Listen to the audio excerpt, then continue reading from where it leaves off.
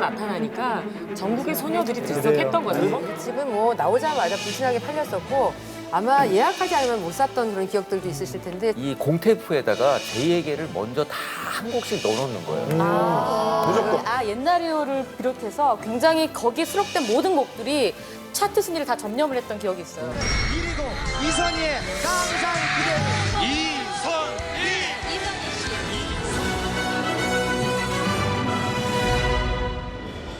대한민국을 뒤흔든 대찬 인물, 대찬 이야기를 찾아서 대찬 인생. 네, 오늘 대찬 인생은요, 같은 시련을 겪으면서 닮은 인생을 살아가고 있는 오뚜기 여가수 두 분 이야기를 하려고 합니다. 네, 바로 이선희 씨와 양수경 씨의 이야기인데요. 두 분은 과연 어떤 이 상처를 극복하면서 사셨는지 먼저 작은 거인 이선희 씨 이야기부터 만나보도록 하겠습니다. 각종 차트 1위를 하면서 다시 한번 제2의 전성기를 누리고 있는 이선희 씨죠. 네.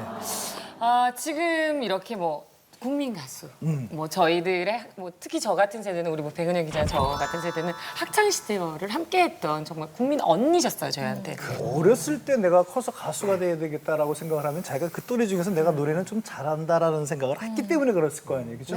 어릴 때부터 노래가 좀 뛰어나게 잘했었나 이선희 씨가? 그랬죠. 그 초등학교 때 이제 그 선생님의 권유로 그 KBS에서 유명한 그 어린이 프로그램인 누가 잘하나에 출전을 했습니다. 그래서 1차 예선은 통과를 했는데 2차 예선에서 심사위원들을 굉장히 당황시키면서 탈락을 해요.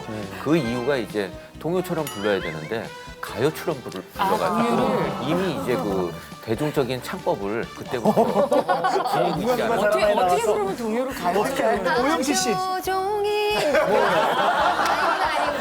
아닌 것 같네요. 고등학교 때 이제 밴드를 구성해가지고 친구들과 함께 그런 음악 활동을 했었는데 어느 남자 고등학교로 초청을 받아가지고 공연하러 갔는데 이 남학생들이라고 하는 게 뭐 노래 잘하고 뭐 이런 사람도 보겠지만 대부분은 이제 무대 위에 있는 그 학생 중에 미모를 보겠죠. 그래서 당연히 피아노 치는 여학생이 굉장히 예뻐가지고 그 여학생에게 모든 시선이 집중됐는데 이선희 씨도 사실 아시다시피 노래하실 때 워낙 그 폭발적인 가창력을 보여주기 때문에 무대가 끝난 뒤에는 뭐 외모를 다 떠나가지고 이선희 씨한테 모든 남학생의 시선이 집중될 만큼 그런 가창력을 선보였었죠. 그런 이선희 씨는 지금 이렇게 당당하게 우뚝 서 있지만 어렸을 때부터 좀 남다른 가정사 때문에 힘든 점이 많았다고 하더라고요, 고기대 기자님? 아버지가 대처승이고 어머니가 보살이셔서 절에서 주로 생활하셨어요. 그래서 이제 친구들한테 아빠가 땡중이다 이런 놀림도 받았다고 하고, 그러니까 친구들이 자연스럽게 많이 없어지게 된 거고요. 또 아버지 따라서 이리저리 이사를 다니다 보니까 초등학교만 무려 6번을 전학을 했다 그래요. 그러니까 어릴 때 거의 친구도 없이 되게 외롭게 유년 시절을 보낸 것 같습니다. 아주 오래전인데 네. 연예인들 이렇게 앉아서 크리스마스 추억 같은 걸 얘기하는 그런 코너였어요. 다들 이제 젊은, 그러니까 이선희 씨도 젊을 때였죠. 어디 가서 뭐 논 얘기, 뭐 얻어먹으러 교회 갔니 그런 얘기하고 있는데 이선희 씨 차례가 되니까 없어요. 저는 아무것도 없어요. 이러는 거예요. 그런데 그 설정인지 뭔지 진행자가 진짜로 놀라는 것 같았어요. 당황을 하는 분위기였어. 그치, 진행자는 그럼 당황스럽죠. 놀라죠. 그러니까 뭐 더듬더듬 뭐 어떻게 물어봐야 될 줄 모르고 하니까 이선희 씨가 아버지가 스님이었어요. 이렇게 얘기한 거야. 그래서 그때 듣기도 처음 들었고, 그러니까 꽤 오래전 방송에서 이선희 씨가 밝힌 바가 있었던 거예요. 예. 아버지 때문에 상처를 받았던 그런 일도 있는 게 초등학교 때 절에도 살았지만 폭우가 너무 쏟아서 집이 거의 쓸어 내려갈 뻔해가지고 이게 생사가 정말 힘든 와중에 아버지가 내려오셨대요. 그래서 아빠가 그래도 엄마하고 우리하고 걱정이 돼서 내려왔구나 하고 바라봤는데 아버지는 절에서 쓸 수 있는 제기라든가 이런 창호지 같은 것만 챙겨서 올라가셨대요. 그때 이선 씨가 굉장히 아버지한테 많이 섭섭했었다. 스님이니까. 직업의식에 투철했던 거죠. 스님이니까. 그래서 이선희 씨 아버지가 굉장히 무서웠대요. 그래서 어릴 때는 아버지한테 회초리도 굉장히 많이 받고 또 가수로 데뷔한 다음에도 웬만하면 가수로 데뷔하면 때리지 말아야 되는데 반대를 했는데 이선희 씨가 가수가 되니까 꽤 많이 맞았다고 하더라고요, 이선희 씨가. 가수하지 말라고? 네네.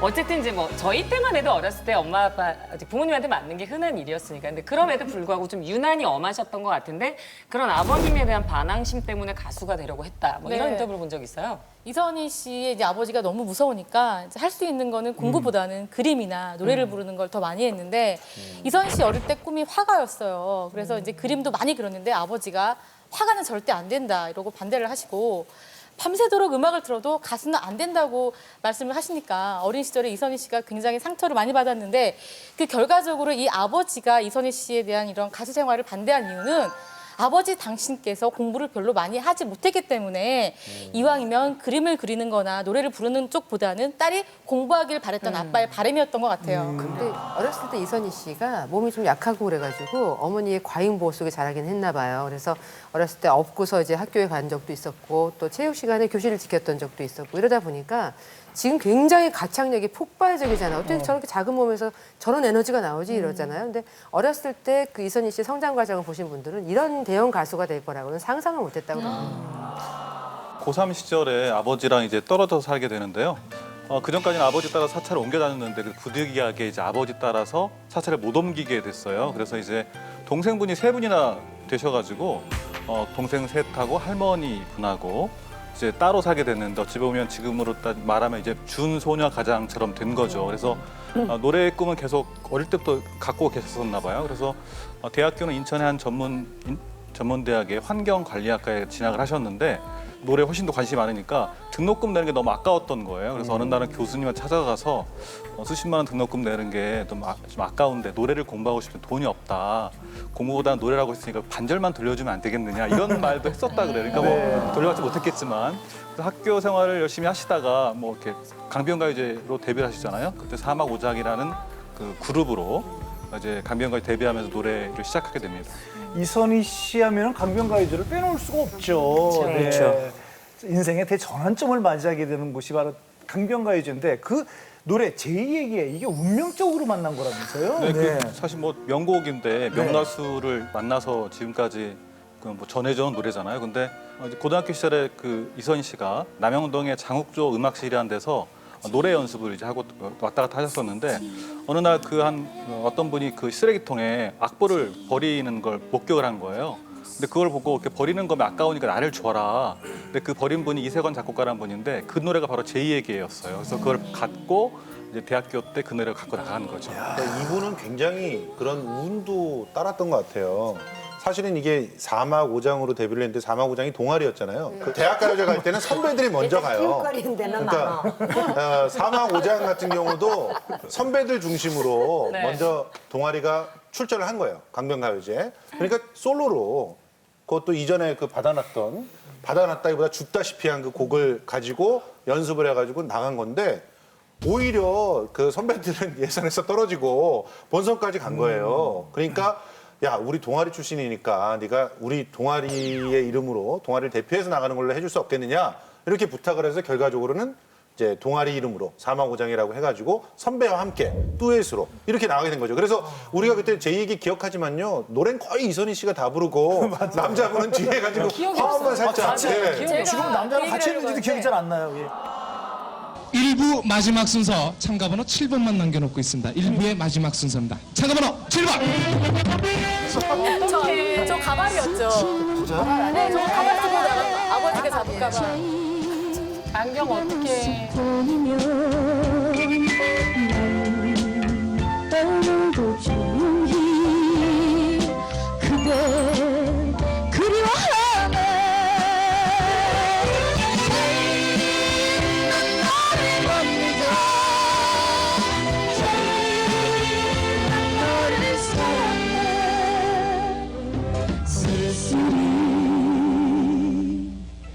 걷고 있나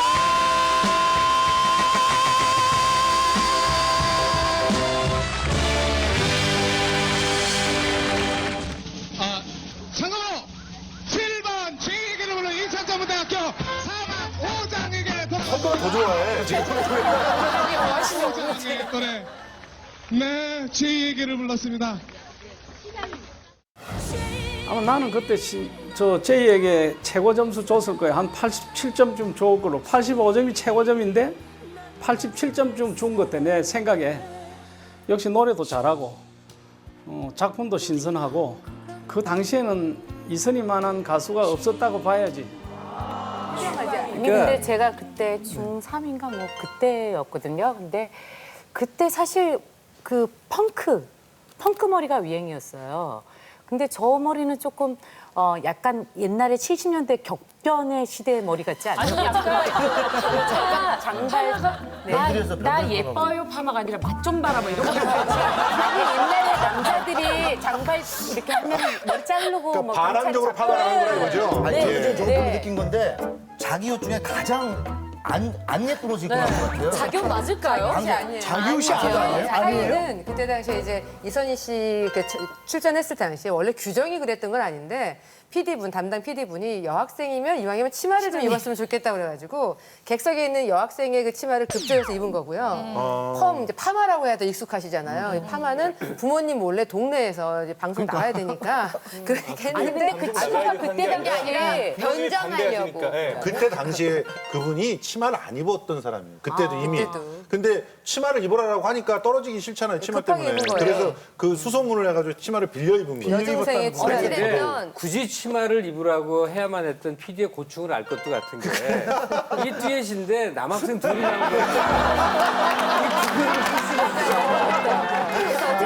중요한 거는 아까로 돌아가면 부모님 그렇게 반대를 했어요. 그 부모님을 몰라보게 하려고 막 파마도 하고 해서 안경 그냥 끼고. 안경도 끼고 나갔는데 세상을 받은 거예요. 자, 그럼 부모님은 그 뒤에 어떻게 됐는지가 그 궁금하거든요. 음악 활동에 대해서 부모님들의 반대는 계속적으로 이어졌고 아버님이 특히 많은 반대를 했었대요. 또 그 강변가요제 같은 경우에는 굉장히 큰 행사이기 때문에 예고 방송을 하게 되잖아요.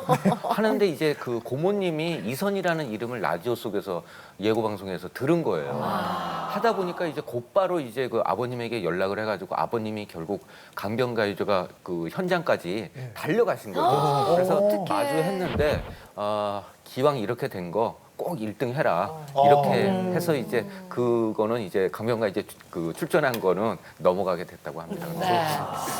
정말 뭐 공전의 히트를 기록했습니다. 근데 이 제2에게로 히트를 해서 유명세를 얻은 것뿐만이 아니라 사실 루머로 좀 많이 고통을 받기도 했다고 하더라고요. 그래서 루머가 도대체 제이가 누구냐.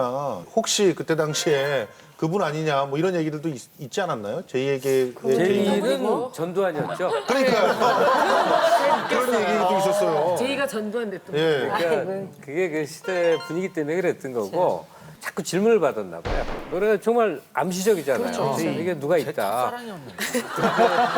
사람들은 뭐 배경이 있어야만 직성이 풀리거든요. 뭘 말은 해줘야겠는데 할 게 없으니까 아무렇게 들어야 돼. 우리 집 개 이름이 제이예요. 또는 뭐 제 조카의 이름이 제이인데 걔 부른 거예요 이런 식으로. 그러니까 말할 때마다 워낙 노래가 파급력이 있으니까 사람들이 자꾸만 살을 붙였는데 실은 특별한 건 없었던 모양이에요. 이게요, 이게 저 노래의 제목이나 노래의 그 가사를 보면 그 시대가 나오는데 그 당시에는 아직 이렇게 핸드폰도 없었고 뭐도 없었기 때문에 다 그래도 손 편지를 쓸 때예요. 그러면은 그 당시에 젊은이들한테는 뭐가 그거 했었냐면은 우리도 그렇게 했지만 그 이름 약자를 따서 이니셜. 멋있게 이니셜에게 뭐 K에게 뭐 P에게 그래가지고서는 그렇게 쓰는 게 유행이었었어요. 어떠한 그 유행에서 따라와가지고서는 그게 이제 J에게가 됐을 거예요. 데이트할 때 제일 멋있는 게 예전 대학 시절에 제 그녀가 저를 이렇게 불렀거든요. 수.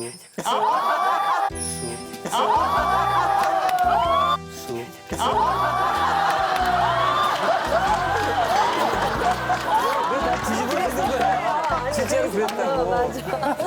이제 제2에게가 워낙 인기를 많이 얻다 보니까 이제 아버지가 이제 대처승으로 이제 그 불교에 계시는데 이제 불교계에서 소문이 도는 거예요. 이제 그 딸의 인기를 미천으로 삼아가지고 아버지가 불교계 요직을 차지하려 한다 이런 루머가 막 도니까 그냥 아버지가 아예 그냥 좀 사찰을 떠나가지고 한 2년 정도는 아예 그냥 그쪽과 담을 쌓고 지냈다고 하더라고요. 아버지가 그런 루머에 휩싸이고 또 하던 일을 그만두시고 이런 것 때문에 굉장히 자기가 불효녀라고 생각을 했다고 하는데 그 노래가 워낙 인기를 끌면서 지구레코드와 이제 계약을 하면서 500만 원을 받았는데 그 돈을 가지고 아버지 백내장 수술비에 썼으니까 그러니까 그 아버지를 도와드리는 부분은 좋았지만 또 아버지가 루머에 또 힘들어하시는 부분은 또 많이 힘들었겠죠.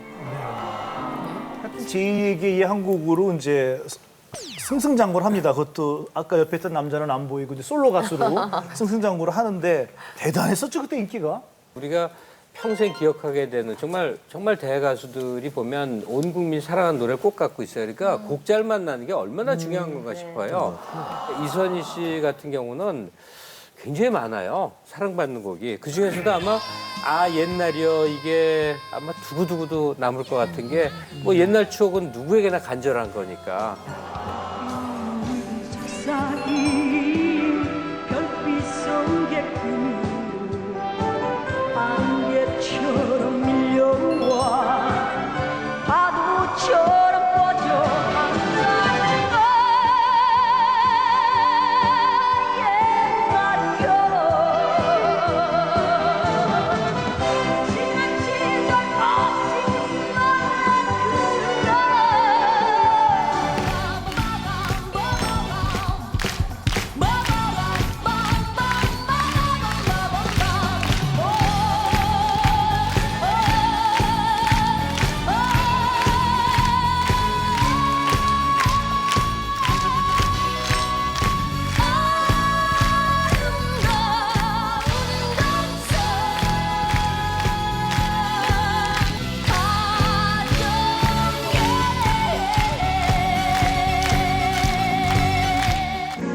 바쁠 때 전화해도 내 목소리 반갑나요 내가 많이 어여쁜가요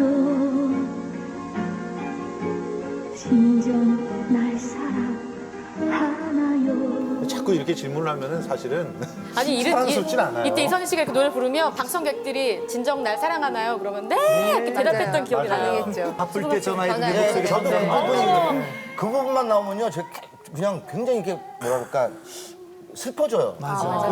근데 여자 그 팬들이 너무나 그 노래 가사에 빠진 거죠. 그러니까는 정말 남자들이 이럴까. 그러니까 대부분 여성들이 연애하는 여성들의 공통적인 궁금증이었기 때문에 그런 부분을 파고든 뭐 이 당시 김희갑, 양인자 이 두 작사 작곡가는 최고였기 때문에 곡도 좋았는데 특히 가사가 너무 좋아가지고 타이틀곡이 아니었지만 엄청난 인기를 끌면서 한 달에 라디오에서만 107회 그 노래가 나왔으니까 엄청난 히트를 친 거예요. 그렇다면 서로 감상적인 노래를 하는데도 이렇게 좀 오빠 같기도 하고 언니가 좀 보이시한 매력이 있었고. 그러니까 그 보이시 중성의 매력이 매력이 있었어요. 그게 소녀 팬들을 다 몰고 다니는 그런 힘이 아니었나. 당시에는 객석이 여자 팬분들이 굉장히 많았어요. 근데 유일하게 여자 팬들이 와서 남자 가수를 좋아하는데 갑자기 이선 씨가 나타났는데 여자들이 좋아하는 거예요. 그래서 저희가 라이벌이 됐죠. 그리고 저희랑 같이 소녀 라이벌이었군요. 스폰서 셋이서.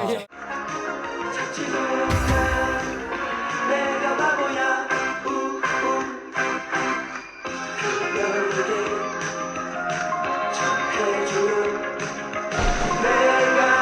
내가 여기 있다고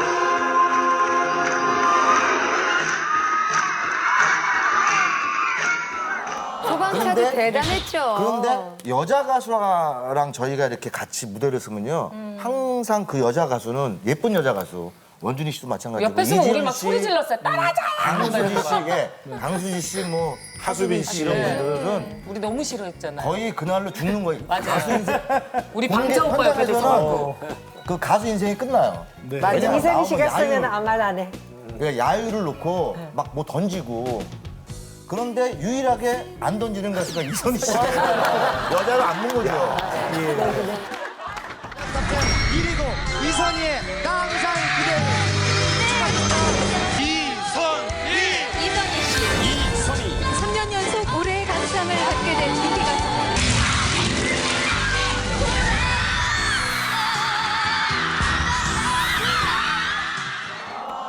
사실 이렇게 불후의 명곡이 많은 가수시기도 하지만 이선희 씨가 또 듀엣곡 작업을 굉장히 많이 그래요? 하셨더라고요. 좀 근데 의외의 분들과 한 것도 있어요. 기억 혹시 나시는 분들 있나요? 장국영 씨랑 했던 곡. 그렇죠.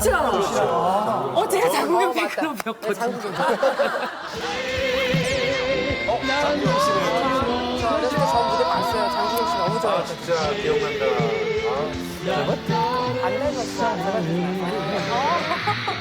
내 모습이 보일 것도 같은데 나는 이 이름 아직도 지나의 사랑은 그때 정치할 때였을 거야. 정치하고 난 자세히 맞죠. 변함없는데 울지 마 울긴데 울어 아워서 울긴 왜 울어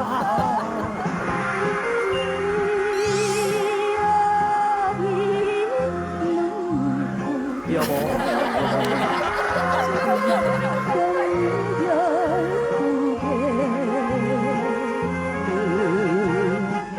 기다리고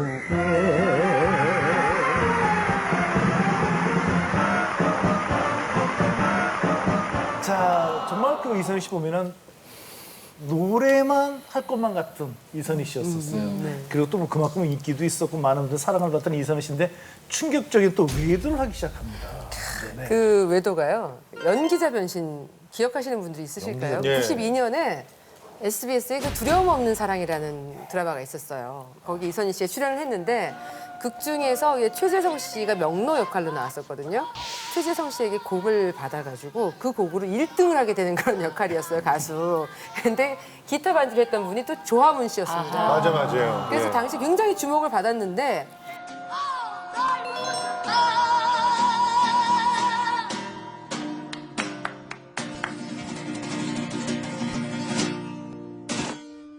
선배님은 라찌하게 노래 너무 잘하시는데 저는 처음이라서 왜? 너무 어색해요. 두 분 다 연기는 못했던 걸로. 그래서 이제 제작진들 사이에서는 아름다운 기억으로만 남겨야 되겠다. 연기자로서의 가능성은 크게 점치지는 않고 동시에 또 이선희 씨 또한 연기에 대한 큰 뭐 욕심이나 이런 것들은 없었다고 그래요. 일종의 팬 서비스 차원에서 그렇죠. 예. 또 다른 외도를 한 적이 있잖아요. 네, 두 번째 외도는 바로 빼어난 예능감입니다. 근데 뭐 예능 뭐 가수들이 예능 프로그램 출연하는 거는 뭐 흔한 일이긴 한데 이선희 씨는 좀 독특하게 84년도 그 이제 국군의 날 때 특집으로 군대 체험 프로그램에 출연했었는데요. 요즘에 한참 인기를 끌었던 진짜 사나이 여군 특집의 원조라고 보면 정확하겠죠. 그렇겠네요.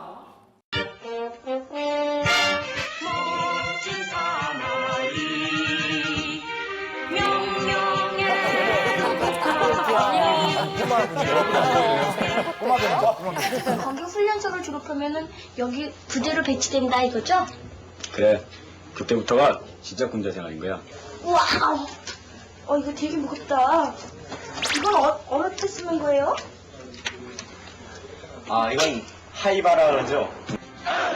봐라, 마음 든든하지? 군인의 가장 기본이 되는 훈련이 사격 훈련이거든? 어려 보인다고 얕보면 안 됩니다. 작은 체구에서 괴력을 뽐낸 사건이 있다는데 다시 한번 큰 박수 좀 부탁드립니다. 더크리 대학교에서 미국에서 어느새 사라지는 젊음의 무지개요. 정말 대단합니다. 남자를 한 방에 제압해버리고도 담담한 카리스마 퀸 이선희. 약해서 잡지 못했네.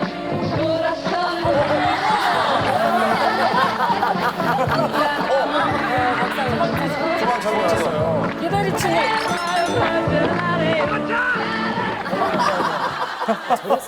오, 저런 것도 했었네. 처음 봤어요. 예. 마지막 저 자료 장면 뭐냐면 이게 청백전이에요, 청백전. 그러니까 최선을 다해서 뭐라도 1년 연말에 우승을 가져가야 돼요. 그래서 한 번도 정치를 하지 않았어요. 시의원인가. 네, 그게 진정한 외도. 예, 그 진정한 네, 외도인 그렇죠. 거죠. 예. 27살에 이제 최연소 시의원으로 이제 주목을 많이 받았었는데 3년 정도 이제 하셨죠. 근데 이제 그거 할 때는 소년 소녀 가장을 위해서 일을 하겠다 이런 목표도 내세우셨는데 그 정치에 입문하실 그 즈음에 사람들이 많이 물어봤을 거 아니에요. 참 이렇게 대중 가수로 활동하시는 분이 정치를 왜 하는지를. 그런데 처음에 기획사에서 먼저 신청하는 바람에 뭐 지원하게 됐다 이런 말씀을 하셨어요. 그러다 보니까 그 정치라는 그 인식이 약간 안 좋은 분도 있을 거 아니에요. 그러다 보니까 좀 엇갈렸어요. 정치를 하시게 된 게 오히려 가수로서 이미지에는 별로 안 좋았던 것 같습니다. 그때 당시 이선희 씨의 인기가 굉장했으니까 저는 팬 입장으로서 무슨 시의원이야. 적어도 국회의원 정도는 나가야 되는 거 아니야? 그렇죠. 라는 생각을 했어요. 그리고 그때 당시 이선희 씨 나이가 굉장히 어렸어요. 20대 후반이었기 때문에 어떤 정쟁의 희생양이 되지 않을까라고 좀 많이 걱정을 했던 게 사실이에요. 근데 이선희 씨 같은 경우에는 직접 자필로 연설문을 썼는데 사회복지 관계된 공약을 내걸어서 많은 사람들에게 많은 공감을 얻고 압승을 하게 돼요. 그리고 시의원이 돼서도 이선희 씨가 웬만한 국회의원보다 훨씬 더 많은 관심을 받았어요. 이선희 씨가 신문 같은 것도 봐도 뭐 이선희 씨가 이런 얘기를 했다, 이선희 씨가 이런 옷을 입었다 이런 것이 항상 화제가 됐고 또 다 자체적으로도 이선희 씨가 굉장히 어리지만 당차고 똑똑한 시의원으로 꽤나 많은 이름을 날렸죠. 그때가요. 마이클 잭슨 부모님도 한국에 들어오셔서 저보고 미국 가서 활동하자. 잭슨 5처럼 그렇게 팀을 만들려고 하셨어요. 그래서 그 오디션을 보자. 그래서 봐서 합격을 해서 미국 가자. 그럴 때였고요. 해외로 진출을 하려고 하는 때였는데 갑자기 시의원을 하겠다고 도장을 벌써 찍은 상태였어요. 그건 이제 소속사에서 그걸 했으면 좋겠다고 벌써 해버린 상태였어요. 제가 안 하면 여러 사람이 힘든 상황에 빠질 수밖에 없는 상황이었어요. 그래서 해야겠구나, 할 수밖에 없구나, 내가 여러 사람을 살리려면 일을 해야 되는구나 라는 생각이 들었고,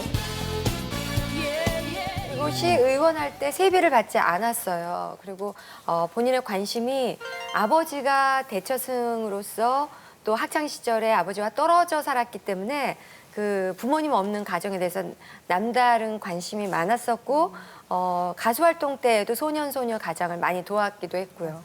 자, 뭐 이렇게 깜짝 정신으로 데뷔한 것이 굉장히 화제가 됐었는데 그 이후에 더 깜짝 놀란 발표를 하게 됩니다. 바로 결혼 발표였었죠? 예, 그 1992년 1월 26일 날 이제 그 해관기획의 윤희중 대표와 결혼을 하게 됩니다. 그 이전부터 원래는 이제 1991년도에 두 사람이 결혼을 하려고 했다 그래요. 근데 이 시의원에 당선이 되면서 1년이 뒤로 미루어진 것이죠. 근데 이 정말 결혼식장의 하객이 1000명 정도 모였었고 당시 이제 이 민자당 총재였던 김종필 총재가 주례를 받고 그다음에 또 소녀 팬들 약 한 500여 명이 이 결혼식 내내 그 식장 안과 식장 바깥에서 이선희 씨의 노래를 열창하는 또 진풍경이 벌어지기도 했습니다. 네, 윤희중 씨는 이선희 씨보다 6살이 많은 무명의 기타리스트이자 작곡가였어요. 근데 이제 두 분이 스스로 만난 게 아니라 매니저의 소개로 두 사람이 처음 만나게 됐고 그 다음에 윤희중 씨가 이선희 씨의 매니저가 됩니다. 그러면서 비로소 이선희 씨의 황금 시대가 열리기 시작해요. 정말 이선희 씨가 윤희중 씨와 함께 가요 전성기를 맞이를 하죠. 정말 늘 붙어서 활동을 하셨잖아요, 네네. 소방차가. 근데 전혀 낌새를 못 찾으셨어요. 감사합니다. 말할 기회를 주셔서. 아니, 현장에서 계셨으니까. 아무래도 여자 화장실에 같이 들어가는 원준희 씨가 더 많이 할 것 같아요. 저는 지금도 그 일을 잊어버릴 수 없는 일이 한 가지가 있었어요. 제가 현무대였는데 이선희 씨 이제 선배들한테 다 인사해야 되잖아요. 신이니까. 제가 가서 이제 이선희 씨 선배님이니까 가서 방에 가서 인사를 했어요. 안녕하세요. 신인 가수 원준입니다. 그러니까는 이선희 씨가 제가 언니 맞아요? 그래서 너무 무안하더라고요. 지금 나이 알고 갔거든요. 그래서 언니 안녕하세요. 그런데 제가 언니 맞나요? 딱 이러길래 무안해가지고 네, 제가 아직 나이가 21살밖에 안 돼서요. 이게 그러고서 나왔는데 그때 밖에 윤희중 씨가 계셨어요. 근데 너무 인상도 좋으시고 저한테 잘해 막 이러면서 너무 이렇게 격려를 해주시더라고요. 너무 좋으신 분이었어요. 처음에는 결혼 생활이 순탄했어요, 그렇죠? 네, 그렇죠. 그 결혼 이듬해인 93년도 7월 달에 그 딸을 출산했는데 뭐 허니문 베이비는 아니지만 1년 반 정도 지났으니까 뭐 신혼 초에 아이를 낳은 거였고요. 아이를 낳고 난 다음에 한 2달 정도 산후조리 한 다음에 이제 일본에 활동하기 위해 가지고 좀 진출을 하게 되는 그런 시점을 보내면서 신혼 생활을 보냈죠. 윤희중 저희는 그때 윤희중 선생님이라고 불렀어요. 그러니까 굉장히 이제 우리가 볼 때는 그냥 노숙하시고 노숙자가 아니고 아니, 노숙하시고. 노숙하시고 굉장히 어른스러웠던 맞아요. 분이었던 것 같아요. 예. 조용하시고. 그래서 두 분이 결혼한다고 해서 저는 제 생각에는 어린 마음에 두 사람이 참 너무 안 어울린다. 결혼하면 참 재미없을 거다. 이선이 조용하죠. 윤희중 씨 조용하죠. 맞아. 그러니까 너무 조용한 사람끼리 결혼해서 재미없을 것 같다는 생각을 제가 했었어요. 딸이 어릴 때는 아빠를 닮았고 굉장히 야무지고 똘똘해서 엄마처럼 의사 표현도 잘하고 그다음에 발표할 때도 아주 적극적으로 잘했다는 그런 얘기도 들었었어요. 그 당시에. 지금 뭐 아시겠지만 명문대 들어갔다고 정말 그 야물딱지게 컸나 봐요. 그래서 뭐 이선희 씨 그러면은 뭐 똑소리 난다, 뭐 야무지다 이런 표현을 많이 했는데 결혼했을 때도 굉장히 결혼을 좀 늦게 할 것 같은데 결혼해서 충격적이었지만 이선희 씨에게 이혼이라는 건 참 어울리지 않는 단어 같았었어요. 근데 6년 만에 헤어지게 됐단 말이에요. 이 남편분이 사업을 굉장히 많이 했어요. 그런데 이 직격탄을 맞은 게 IMF가 오면서부터 남편이 사업이 급속도로 기울면서 살고 있는 집까지 경매에 넘어가요. 그러면서 이선희 씨가 남편과 불화설이 그때부터 나돌기 시작했고 끝내 두 사람이 갈라지게 된 계기가 됩니다. 그러니까 그게 이제 아름다운 강산이라고 노래의 타이틀을 따서 갈비집을 뭐 만들기도 하고 되게 왕성하게 사업의 의지를 갖고 했지만 또 결과는 또 예상 밖으로 또 빗나가서 안 좋아지고 경제적으로 막 삐걱거리고 사업이 안 되고 이럴 무렵부터 이제 불화설이 나온 거거든요. 그래서 주변에서 이제 이혼한다라는 얘기가 나왔을 때 그래도 이선희라는 가수가 우뚝 서서 대중들에게 사랑을 먹고 살기까지 옆에서 물심양면으로 도왔던 매니저였는데 남편이 이전에 매니저였는데 너무 매정한 게 아니냐 어려운 시기에 이혼하는 거는 너무 이선희 씨 매정한 게 아니냐 이런 얘기도 했었고 여러 추측들 둘만이 아는 건데 사실은 이선희 씨가 결정적으로 실망했던 것은 뭐 사업이고 도박이고 이런 것보다도 가정을 꾸리려고 하는 어떤 그 가장으로서의 책임감 그리고 자식을 대하는 어떤 태도 이런 부분에 대해서 굉장히 실망을 많이 했다 이렇게 들었는데 그런 상태에서 사업이 실패하고 그러면 삐걱거리게 되면 더더욱 그런 문제들이 더 부각이 되게 되고 그리고 그걸 딛고 일어나려면 뭔가를 또 새롭게 하던가 뭔가 책임 있는 모습을 보이는 가장으로 돌아와야 되는데 그러지 못했고 끝까지 그러니까 결과적으로는 가장으로서의 기본적인 신뢰가 깨어진 것 이것이 성격 차이다라고 하면서 이렇게 정리가 된 그런 게 아닌가 생각이 들고 이제 안 좋은 일은 원래 또 이렇게 겹쳐서 오는 법이라 그런지 이혼 후에도 또 굉장히 충격적인 사건이 이선희 씨한테 닥치잖아요. 근데 그저는 네, 그 99년 6월 5일이었는데 이 이혼 10개월 만에 이제 윤희중 씨가 스스로 그 목숨을 끊어요. 굉장히 외롭고 굉장히 힘든 결정을 한 것으로 알려졌는데 당시 이제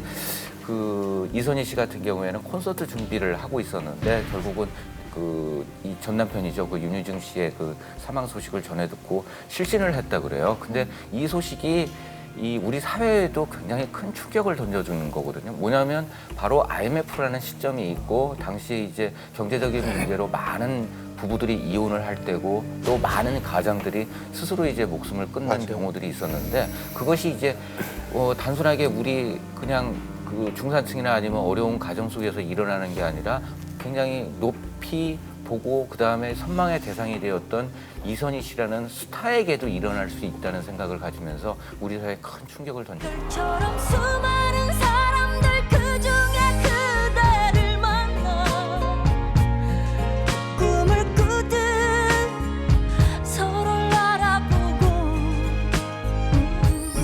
주는 것만으로 벅찼던 내가 또 사랑을 받고 그때 이제 전해지는 바로는 윤희중 씨가 지방에 한 그 여관에 투숙을 하게 됐어요. 지방에 전전긍긍하다가 투숙을 했을 때는 밤 한 9시 정도였는데 그냥 멀쩡한 모습으로 들어갔다 그러죠. 그 여관의 주인에 따르면은 그냥 한 새벽 2시쯤에 119를 불러달라고 요청을 했답니다. 왜 그러냐면 몸이 좋지 않다라고 그래서 119를 불러줬고 119가 왔을 때도 걸어서 직접 앰뷸런스에 탔다라는 거죠. 근데 그러고 나서 이제 부천에 있는 중앙병원으로 갔지만 상태가 위급해져서 더 큰 병원으로 갔어요. 그래서 끝내 이제 살아나지 못한 거죠. 119를 불러달라고 했던 거는 이제 살고자 하는 의지가 있었다는 얘기죠. 그렇죠. 근데 앰뷸런스에 네. 실려가면서 그 딸 이름이 양원이거든요. 이 소리를 해주셔도 되는데 딸이 너무 보고 싶다 이런 말씀을 남기셨다고 합니다. 네. 그러니까 아까 그 백은영 기자 이야기대로 앰뷸런스에서 마지막 얘기가 딸이 보고 싶다라는 얘기를 남겼다고 하는 것처럼 그 윤희중 씨의 생애 마지막 무렵에는 그 딸에 대한 그리움이 가장 컸었다고 그래요. 그러니까 경제적으로 쪼들리고 사업이 마음대로 안 되고 이런 것들도 있지만 그런 것들이 이렇게 안 되다 보니까 딸을 제대로 원만하게 못 만났을 거 아니에요. 그래서 마지막까지도 그 사망하기 얼마 전까지도 그 이선희 씨에게 딸을 만나게 해달라라고 이야기를 했다는 그런 전원들이 막 이렇게 회자가 되기도 했었거든요. 이 사건 이후에도 그래도 약속된 활동들은 하셨죠? 너무나 안타깝게 이선희 씨 남편이 사망한 이후 열흘 뒤에 날짜도 기억해요. 6월 16일 날 이선희 씨 라이브 소극장 라이브 콘서트가 잡혀 있었어요. 근데 사람들이 모두 다 생각하기에 엄청난 충격을 딛고 과연 이선희 씨가 무대를 설 수 있을까, 좀 힘들지 않을까라는 분석이 쏟아졌는데 이선희 씨가 팬들과의 약속을 지키기 위해서 무대에 섭니다. 그때 의견이 이제 반반이었어요. 그렇죠. 정말 프로페셔널하다. 이거는 가수로서 팬들과의 약속을 지킨 대단한 사람이다라는 의견 반. 너무나도 매정하고 냉정하다. 어떻게 저럴 수 있을까? 큰 일을 겪고서 아무렇지도 않게 무대에 오르다니 반. 이랬던 것 같아요. 남편이 죽고 그 슬픔을 가득한 채 무대에 서는 게 연예인이에요. 예술가이기도 하고. 그건 뭐 그렇기 때문에 집에 들어와 누워서 두물불출하고 표 환불 이거는 가수의 자세가 아니라고 보는데, 다만 그 공연이 토크 콘서트 형식으로 돼 있었답니다. 노래하다가 자기 속 얘기하다가 그래 누가 봐도 뭔가가 얘기가 나오겠구나 이렇게 생각을 했는데, 그날 그 취재를 그 계획했던 기자들이 들어한 얘기가 무대 복장이 아닌 거에 가까웠다는 거죠. 자켓 그냥 이렇게 회색 그냥 평상복 같은 거 입고 나와서 노래를 한답니다. 노래를 하고 얘기를 담담히 하고 그러는데, 맨 마지막 엔딩곡을 바로 그 세상 떠난 윤희중 씨가 작사 작곡한 나의 거리라고 그걸로 장식을 했는데, 제 생각에는 직설적으로 말하지 않고 이선 씨가 그 모습을 보임으로써 그 노래를 함으로 해서 할 얘기를 다 한 게 아닌가 싶어요. 네. 뭐라고 말을 하겠냐고, 뭐라고. 네, 그래서 그 콘서트 당시 이선희 씨가 팬들에게 했던 말을 제가 대신 읽어드리면 그 일 후에 이런저런 질문들로 저를 힘들게 하는 사람들이 많아서 어쩔 수가 없었어요. 저는 정말로 할 말이 없습니다. 이 순간에 제가 할 수 있는 일은 노래하는 것밖에 없습니다. 저는 정말로 노래하는 사람으로 남고 싶어요. 무대에서 쓰러지는 날까지 노래하고 싶다는 다른 사람들의 말처럼 저 역시 그래요. 지금 이 순간 하늘에 계신 분도 저를 지켜보고 있으리라고 생각하고 이 노래를 바칩니다. 이 거리에 어둠만이 깊어가네.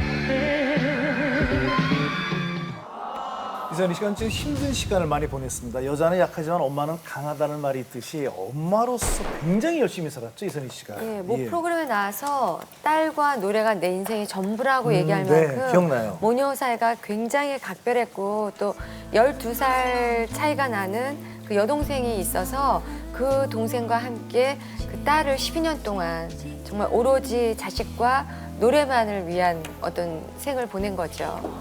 저 같으면 노래 못했을 것 같아요.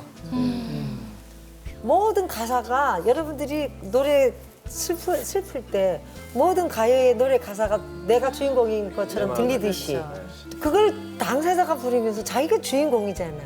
자기가 주인공인데 그 노래를 한다고요. 그러면은 그 마음이 마이크는 물론 잡고 노래를 하겠지만 그 소리가 제대로 나올까요? 그랬는데 그런 거를 이기고 그걸 만약에 노래를 계속 이선희 씨가 했다면은 그건 100% 자식을 위해서 노래를 한 것이지 자기 본인을 위해서 상관은 아니습니다. 이선희 씨 딸 때문에 이선희 씨를 내가 만난 일이 있어요. 아, 그래요? 그래요? 제가 아들이 있는데 집 앞에 있는 초등학교를 다녔는데 그 학교가 아주 유별난 게 하나 있는데 학부형 음악회라는 게 있어요. 학부형이 음악회를 한다니까요. 아이들 앞에서. 애들 위해서. 근데 이선 씨가 나와서 노래를 하더라고. 아, 그럼 같은 학교 학부형이었어요? 네. 그래서 강당에서 이렇게 하는데 난 세상에 이선희 씨가 그렇게 프로 가수가 저렇게 쑥스러워하면서 노래하는 걸 처음 봤어. 되게 쑥스러워하는 거야. 그건 아마추어들의 무대인데 프로가 나온다는 아니 게. 거기 나오는 학부형들은 다 조금 있더니 안치환이 나오는 거야. 이문세는 밖에 있었어. 노래를 안 하고. 그러니까 이제 가수로서 그런 장소에 가서 노래를 한다거나 뭐 돈을 받고 그런 데 가서 하는 게 아니라 엄마로서 아버지로서는 할 수 있는 거죠. 이게 너무 쑥스러워하더라고 이선희 씨가 노래하는 거. 선생님은 뭐 하셨어요? 저는 객석에서 박수를 쳤어요. 딸이 이제 많이 커가지고요. 얼마 전에 방송에서 말씀하셨는데 미국의 대학교에서 그 전월 전공, 그러니까 뭐 이쪽 언론 계통 이런 공부하는 것 같은데요. 딸에 대한 애정은 줄곧 많이 이렇게 표현을 하셨었는데 14집 앨범에 너의 길이라는 노래를 뭐 딸에게 주는 노래 이렇게 해서 만들기도 하셨고요. 한 번은 뭐 프로그램에서 그 딸과 함께 노래를 부른 적도 있을 만큼 딸에 대한 사랑이 남다르신 것 같습니다.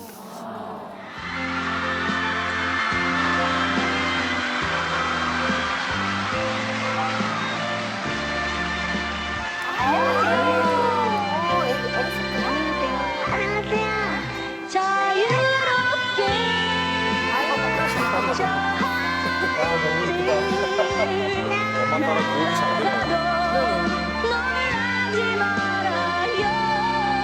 우리 애가 20개월인데 참. 처음 공개한 거였어요, 딸을. 이 프로에서.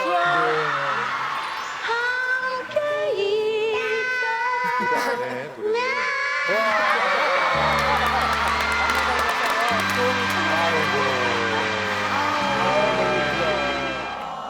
네, 좋아하면 전 처음 보네요. 너무 귀엽네요. 네. 아주 귀여워서 물고 빠네요. 그렇겠죠. 아, 이렇게 시련을 겪고 난 이후에 이선희 씨를 좀처럼 TV에서 볼 수가 없었어요. 네. 활동이 굉장히 뜸했죠. 그렇죠. 이선희 씨가 콘서트로 꾸준히 활동을 하다가 2001년 12집 이후 4년 만에 13집으로 돌아와요. 근데 그간 4년 동안 본인이 작사, 작곡을 한 노래들이 꽤 많았어요. 그러면서 14집을 냈는데 그때 대표곡이 인연이었어요. 그 노래. 정말 좋은 노래예요. 좋은 노래죠. 왕의 남자, 영화 왕의 남자 OST로 해서 과연 이선희답다. 굉장히 사람들이 반가워하고 그 히트가 대단했어요. 할 수가 없죠. 내 생에 이처럼 아름다운 날 또다시 올 수 있을까요? 고달픈 삶의 길에 당신은 선물인 걸. 이 사랑이 녹슬지 않도록 늘 닦아 비출게요.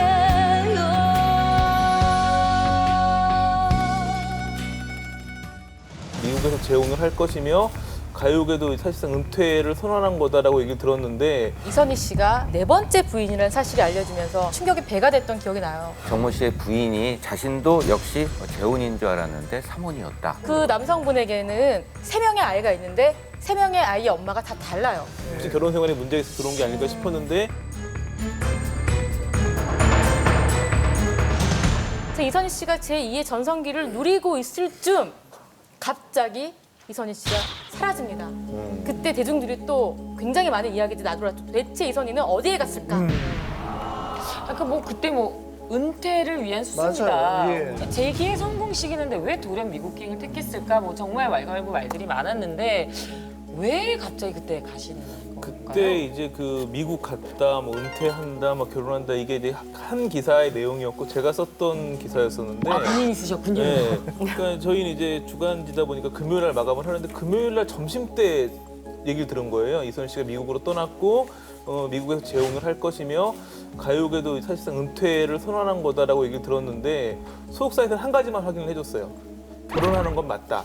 그래서 뭐 미국에서 결혼할 것 같다까지는 확인해 줬기 때문에 그런 내용의 기사를 썼고, 근데 나중에 보니까 미국으로 간 거는 재혼의 의미도 있었지만 딸 유학을 좀 도와주기 위해 간 게 더 의미가 컸고, 가요계 은퇴는 지금 보시면 아시겠지만 하지 않으셨죠. 그러다 보니까 뭐 결혼은 특정이 됐지만 이제 3가지 내용 중에 2가지는 좀 틀린 내용이 됐고 결혼은 맞는 내용이 된 그런 원래 기사가 됐죠. 은퇴 기사는 다 오보야.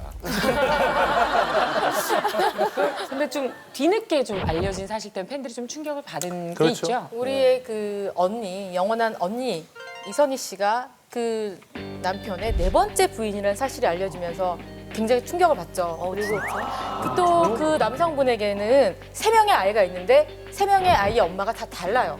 진짜? 그래서 심지어 조금 더 놀라웠던 사실은 이 남자분이 전처와 이혼한 지 4개월 26일 만에 이선희 씨와 결혼을 하면서 더 큰 충격을 받게 됩니다. 아, 그럼 그런 사실을 다 이선희 씨가 알고 있었어요? 아니면 또 뒤늦게 아는 거예요? 어떻게 그런 된 거예요? 부분을 알려줄 그러니까 기본적으로 정보를 차단하고 있으니까 그걸 모른다는 건데 이게 근데 저는 그런 생각이 들거든요. 3혼을 하든 4혼을 하든 그게 또 얼마나 그렇게 흠이 되는 걸까. 진짜 두 사람이 좋아한다면 물론 이혼한 지 4개월 26일이요? 4개월 26일. 4개월 26일 만에 결혼했다 그러면 굉장히 어쩜 그럴 수가 이렇지만 사실상 혼인 관계가 그 이전에 깨졌을 수 있고 법적인 정리가 그때 마무리될 수도 있기 때문에 그런 측면에서는 우리가 두 사람이 굉장히 사랑을 해서 잘 살고 있느냐 이게 더 중요한 거 아닐까 그런 생각을 해보는데요. 근데 사실은 또 이제 그 감정의 오버랩 기간 그다음에 뭐 서류 처리 그 부분과 함께 좀 감정의 오버랩 기간이 짧았던 것만은 분명한 사실인 것 같아요. 그래서 이제 정모 씨의 부인이 그 인터뷰를 하게 됩니다. 인터뷰를 하게 되는데 이 남편이 2년 전부터 여자가 생겼다면서 이혼을 요구해 왔다. 근데 지난 5월부터 해서 이혼을 요구하는 게 굉장히 컸다. 그러면서 또 굉장히 또 충격적인 이야기를 하죠. 자신도 역시 재혼인 줄 알았는데 3혼이었다. 이렇게 하면서 좀 감정적인 인터뷰를 좀 하게 돼요. 그게 사실이에요? 정확한 거예요? 뭐 부인이 얘기한 거니까 그분의 전 부인이 주장이죠. 얘기한 거니까는. 그래서 이제 보통 팬들이 제일 궁금한 게 네. 그러면 남자인가? 그분은 어떤 남자실까? 이게 제일 궁금하잖아요. 소속사 측에서는 이제 6세 연사 그리고 정모 씨라고 알려져 있고 키가 한 178 정도 그리고 흔히 등장하는 표현 이제 호남형이고 호남형. 이런 표현으로 이제 아주 좋은 분이다 이런 좀 멋있는 남자 이런 이야기인데요. 이제 한때 그 미국 유학을 떠났다가 국내에 들어와서 대학교 강의도 한 적 있으시고 또 동부일신동과 미국에 이제 사무실 같은 게 따로 있어가지고 왔다 갔다 하시며 생활하는 걸로 알려져 있어요. 제가 결혼 특종을 썼기 때문에 이제 뭐 제가 결혼을 시키거나 주선한 건 아니지만 그 몇 년 미국에서 지내신 다음에 한국에 들어와가지고 들어올 때 사실 되게 걱정을 많이 했었어요. 혹시 결혼 생활에 문제가 있어서 들어온 게 아닐까 싶었는데 들어오셔서 가수 활동 잘 하고 계시고 뭐 들리는 바에 의하면은 그 남자분하고도 잘 지낸다고 하니까 뭐 그런 저뿐만 아니라 많은 분들이 아마 남편에 대한 보도를 보면서 혹시 결혼 생활이 좀 위태롭지 않을까라는 걱정을 했을 텐데 다행히 뭐 지금 굉장히 잘 지낸다고 하시니까 굉장히 그건 축하드리고 저희가 또 응원해줘야 될 만한 부분이 아닌가 싶어요. 재혼 후에는 그 9년째 살면서도 재혼 후에 오히려 딸하고 더 관계가 돈독해졌다라고 하니까 아버지 노릇을 든든하게 하고 계신 거죠. 그걸 입증해 주는 거죠. 예. 같이 뭐 공연도 여러 번 해봤지만은 우리가 같은 시대를 살면서 우리가 이선희 씨라는 가수랑 함께 있다라는 건 우리한테 큰 행운입니다. 그 가수의 노래를 들을 수 있다라는 거는 그렇기 때문에 팬의 입장에서 행복했으면 하고 바라는 건 누구나 다 똑같은 입장인 것 같아요. 그리고 지금 얼굴을 보면 이선희 씨가 아주 편안해 보이고요. 맞아요. 우리가 아까 봤던 그 데뷔 때와는 너무나 더 세련돼지시고 아이도 잘 키워서 엄마들이 부러워하는 그런 명문대 미국에 있는 명문대도 보내고 그리고 지금 뭐 이승희 씨를 비롯해서 또 많은 후배 가수도 양성하고 있고 지금 50대 아니라 여자의 그 어떤 디바로서 가장 독보적으로 머리에 잘 떠올리지 않나라는 그런 생각으로 같은 동시대를 살면서 이런 가수랑 있다는 거 그렇죠. 그리고 이런 그 조용필 씨의 버금가는 어떤 대표적인 여자 가수가 있다라는 게 너무 행복한 거죠. 이선희 선배님이 지금 최고의 전성기라고 생각해요. 독보적인 가창력은 정말 그것도 타고나기 힘들지만 그 많은 시련을 겪으면서 거기에 감성까지 더해져가지고 지금 가창력과 감성이 더해진 정말 풍부한 감정의 노래를 정말 하시더라고요. 정말 너무너무 그리고 그 목소리 하나도 안 늙으셨더라고요. 나이가 먹으면 사람이 목소리 늙잖아요. 근데 안 되시잖아요 지금 김태형 씨. 그리고 나는 예전부터 안 저도 옛날같이 그렇게 좀 옛날에 이미 포기. 옛날같이 꾀꼬리 같은 목소리는 안 나와요, 솔직히. 근데 이선희 씨는 어떻게 지금 노래를 더 잘하시는 것 같아요. 맞아요. 저도 그런 걸 느껴요. 예전에는 그냥 폭발적인 가창력과 뭔가 파워가 좀 더 네, 셌다면 맞아요. 지금 굉장히 그게 다 감성까지. 정리되고 가냘픈 그런 것도 내셔서 저는 지금 노래가 더 좋은 것 같아요. 최근에 나온 곡 중에 제가 얘기했잖아요. 그 중에 그대를 만나 네. 그 곡을 한번 너무 들어보세요. 좋아요. 얼마나 좋은지 한번 들어보시면은 그냥 행복하게 잘 살고 있는 게 그 노래에 다 나오는 것 같은 그런 느낌이 듭니다. 네. 주는 것만으로 벅찼던 내가 또 사랑을 받고 그 모든 건 기적이었음을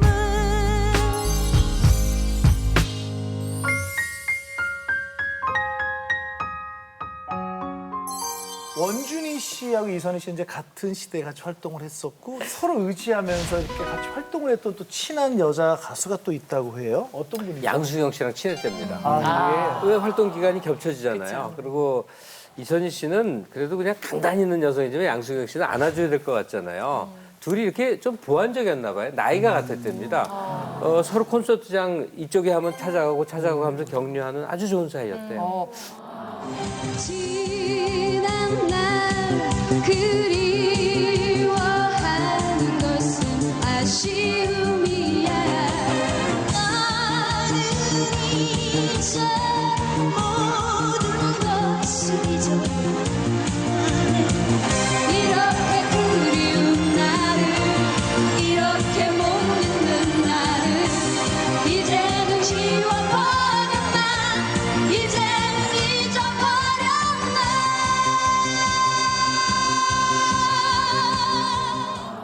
야, 근데 왜 이렇게 꾸물럭거리냐? 아, 저는 2층에 있었어요. 좋다고 박수치고 있는데 갑자기 괜찮은 사람 얘기를 하는데 전 것 같아요. 그래서 나가야 되나 말아야 되나. 수경이한테도 히트된 노래가 굉장히 많아요. 물론 이선희한테는 비길 수가 없지만. 사랑은 차가운 양수경 씨 하면은 다들 외모에서 매력을 느꼈을 거예요. 양수경 씨를 좋아했던 남자 팬들은 처음에는 너무 예쁘다. 강변가요라든지 대학가요제에 진출하지만 예선에서 번번이 탈락을 하게 됩니다. 담당 PD에게 난 너무너무 가수가 하고 싶다고 1등을 좀 하게 해달라고 계속 매달린 거예요. 그 양수경 씨가 자살까지 시도를 해요. 그래요? 가수가 안 될 바에는 차라리 죽어야 되겠다고. 근데 한동안은 이제 그 꿈을 이루진 못했어요. 네, 90년대 언니 부대를 이끌었던 사람이 이선희 씨라면 또 누나 부대를 이끌었던 사람이 바로 양수경 씨입니다. 네, 양수경 씨의 어떤 노래가 있는지 먼저 한 곡만 오영실 씨를 통해서 들어보도록 하겠습니다. 사랑이 빗물 창밖에 민물 같아요. 항상 열정과 에너지는 넘치세요. 대한민국 최고신데 가사를 가물가물하고 네. 두 분이 절친이라는 건 저는 오늘 처음 알았어요. 좀 이미지가 상반되잖아요. 이분은 굉장히 좀 서구적이고 예쁘고 정말 남자 팬들이 좋아하는 네. 정말 누나 부대가 있던 분 이렇게 많이 연상이 되는 사랑은 차가운 유혹 예. 그래도 피할 순 없어 이러고 부르다 보면 노래 잘하시네요. 나도 꽤 좀 하네 하는 다시는 만날 수 없어 그 정말 우리가 쉽게 내 노래로 만들 수 있는 그런 맞아요. 노래들이 많았어요. 네. 예전에 가요톱텐 네, 제가 진행을 또 사회할 때 하셨잖아요. 예, 그때 뭐 소방차도 만났지만 원준이 씨도 그때 네. 신인으로 나왔었고 양수경 씨랑 분장실 같이 쓰면서 우린 동갑이야 이러면서 굉장히 잘해줬어요. 근데 그게 이선희 씨하고 나이가 똑같은 거거든요. 지금 생각하면 양수경 씨가 고무줄 나이를 쓰지 않았다면 아마 조금 나를 편안하게 대하기 위해서 자기 나이를 속이지 않았나라는 생각도 있어요. 네. 고무줄 나이 썼고요. 네. 두 분이 나이가 고무줄인데 다시 원점으로 돌아왔으면 정답 맞아요. 맞아요. 동갑이에요? 64년생 동갑이군요. 둘 다 나이를 이선희 씨께서 본 후배 양수경 씨는 어떤 사람이었어요? 수경이는 좀 귀여워요. 착착 좀 앵기는 맞아요. 스타일이에요. 대인 관계가 참 좋아요. 착착 앵기는 스타일이고 이제 옛날에 이제 지방 공연을 가면 거기서 자고 그 다음날 아침에 이제 와요. 밤에 이제 오기가 못하니까. 그러면은 언니 한잔 하실래요? 그러면 뭐 있냐? 그러면 언니 와인 갖고 왔는데 그러면 이제 제 방으로 와요.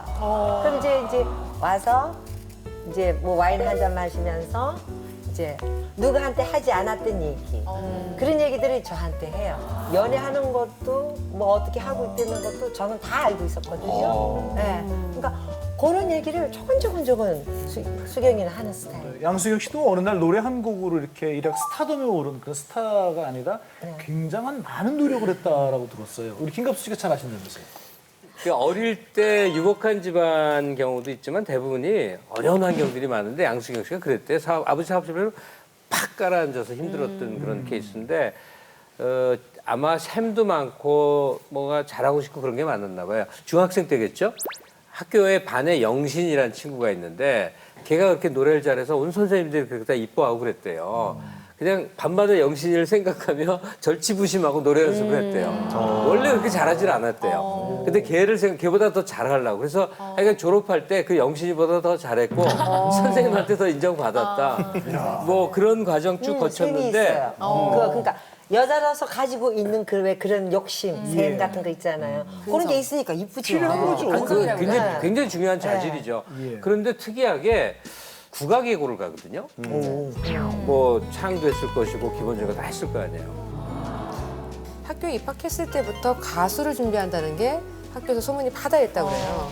네, 초반에는 이제 고등학교 한 1학년 무렵에는 고 이봉조 선생님에게 뭐 트레이닝을 받고 있다라는 소문도 있었고 뭐 잠깐 그 소문을 거쳐서 그 저 높은 곳을 향하여 이 노래 부르셨던 이영하 씨 그분의 매니저였던 전재학 씨에게 이제 트레이닝을 받게 돼요. 옥수동에서 작업실에서 숙식을 하면서 2년간 음반을 준비하고 음반을 내는데 TV 출연 단 한 번, 라디오 한 4번 정도 노래가 나오고 나니까 가수 활동을 이어갈 수가 없는 거예요. 주목을 받기는 홍보도 안 되어 있고 하다 보니까 결국은 다시 여고생으로 돌아가는 그런 좀 서력이라고 그래야 되나? 양수경 씨가 이제 국악예로 돌아간 다음에도 가수의 꿈을 계속 키우게 되는데요.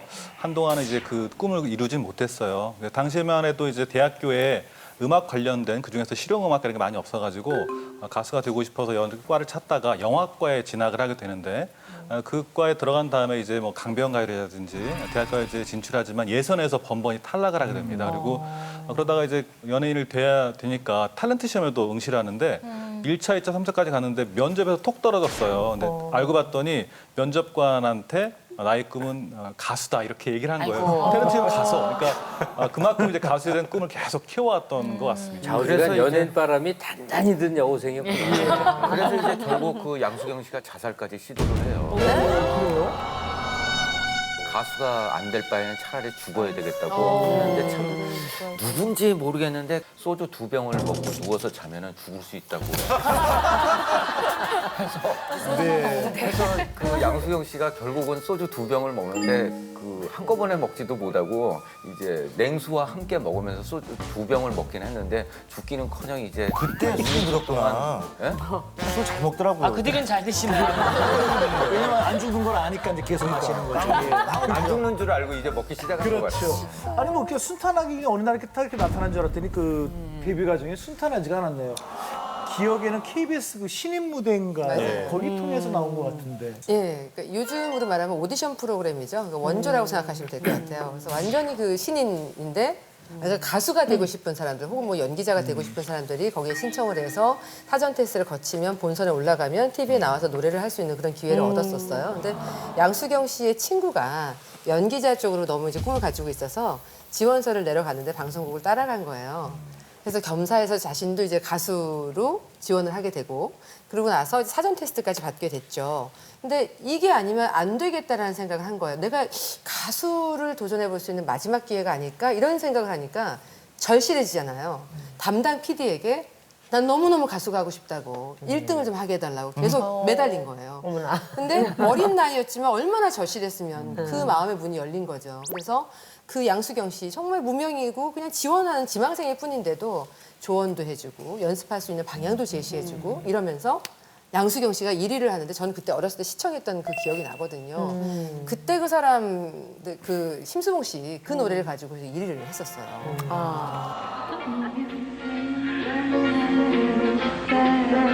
예쁘다. 예뻐요?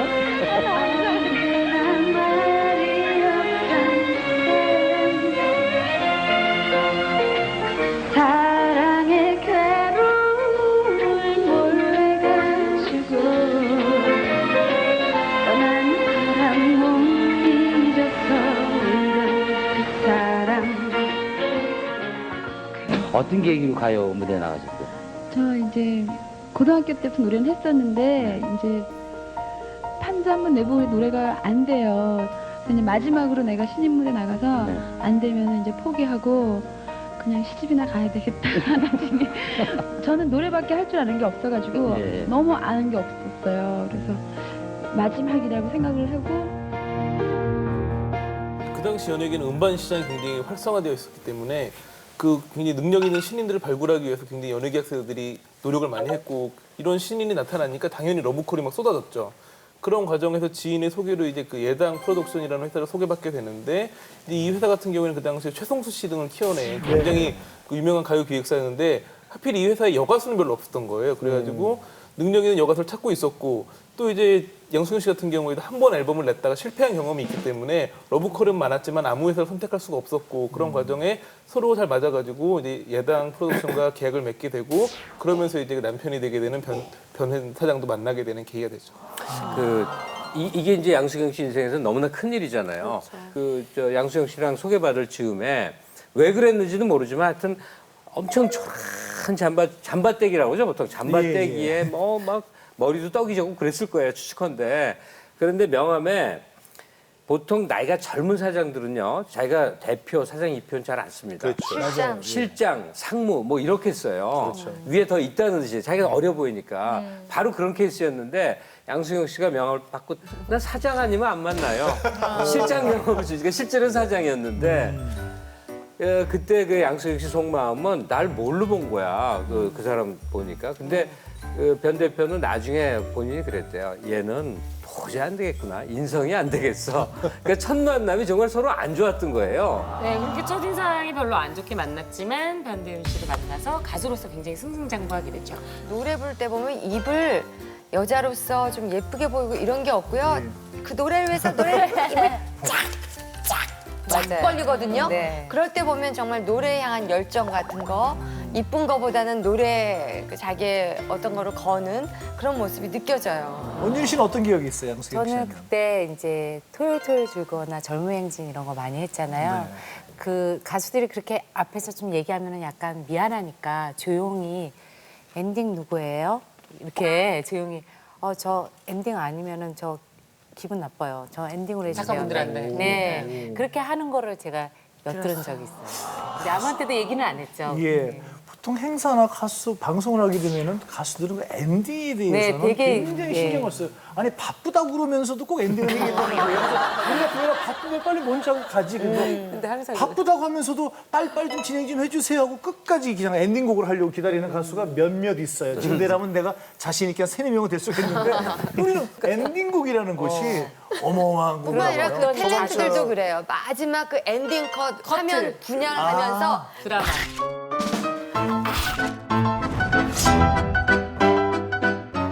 이런 거를요 꼭 엔딩 컷을 누가 먹느냐 이거를 굉장히 신경 써요. 저기 당시에 그 가요 순위 프로, 가요 탑10 순위 프로가 있고 여러 가지 순위 프로가 있는데 저희가 1등을 한 번 못했어요. 히트곡 음반은 막 50만 장, 100만 장씩 나가는데 1등을 한 번, 2등만 10주, 14주. 맞아요. 이렇게를 계속해. 어젯밤 이야기부터 뭐 사랑하고 싶어요. 어젯밤 다 그랬거든요. 항상 그때 복병이 양수경 씨였고 이선희 씨였고 전영록 씨였고 이제 적수가 없으면 우리가 1등하는 건데 꼭 그때 아주 명곡이 튀어나와요. 나중에 들은 얘기인데 저희가 두 가지인 것 같아요. 1등 못한 이유가. 하나는 정말 당대의 그런 복병 때문에 1등 못한 것 때문에 1등 못한 거하고 두 번째는 당시에는 3주나 5주 하면 1등을 하면요 나가야 돼요. 그렇죠, 맞아요. 다른 곡으로 다시 올라와야 돼. 밑에서부터 올라와야 되거든요. 저희가 가요탑10이나 그 음악도 안 나오면 객석이 비어요. 역시 계속 듣는. 맞아요. 결국 이 얘기를 가지고 지금 모처럼 말 시작했는데 좀 들어주시고. 다 하면은 다 이해해요. 이건 전 직업 때 기자도 한 적 있었어요? 기자도 한 적 있었어요? 예, 그래서 마무리 힘에. 대권 기자 했었어요. 그래서 그때 양수경 씨가 그렇게 미워 보였다고요. 이렇게 그래서 평생 1등 한 번도 소방차가 부르는 그룹인지 몰랐고 근데 양수경 씨 별로 안 조만간에 좋아해요. 소방차 한번 어쨌든 양수경 씨가 이라는 제목으로. 양수경 씨 별로 하지 않아요. 양수경 씨 별로 양수경 기억이 씨가 안 좋아요. 아까 뭐 저 엔딩 안 하면 갈래를 좀 보니까 굉장히 좀 이렇게 애착이나 일에 대한 욕심이 많으셨던 것 같아요. 굉장한 노력바라 심지어 시상식에서 우는 연습까지 해서 가셨다는 얘기가 있더라고요. 네, 이제 연말에 시상식이 크게 하잖아요. 근데 신인상은 그 데뷔한 첫 해 한 번 주어지는 그렇죠. 상이니까 어쩌면 가수들이 이 가수왕보다도 신인상을 더 영광스럽게 얘기를 하거든요. 근데 양수경 씨가 신인상 후보에 올랐어요. 근데 상대는 바람아 멈추어다의 이지연 씨였어요.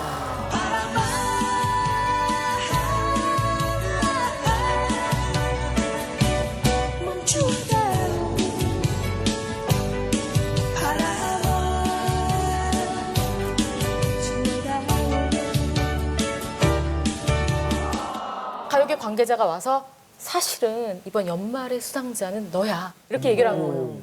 얼마나 기분이 좋았겠어요. 그러니까 신상을 받을 때 자기 수상 소감을 펑펑 울다가 웃으면서 감사합니다. 뭐 이렇게 이런 연습을 우는 것까지 연습을 했군요. 그렇죠. 너무 연습을 한 거예요. 이쁘게 울기. 그리고 시상식 날 당일날 너무 연습을 이제 울먹울먹 이제 연습을 이제 워밍을 하고 있는데 갑자기 수상자가 이지연 씨가 된 거예요.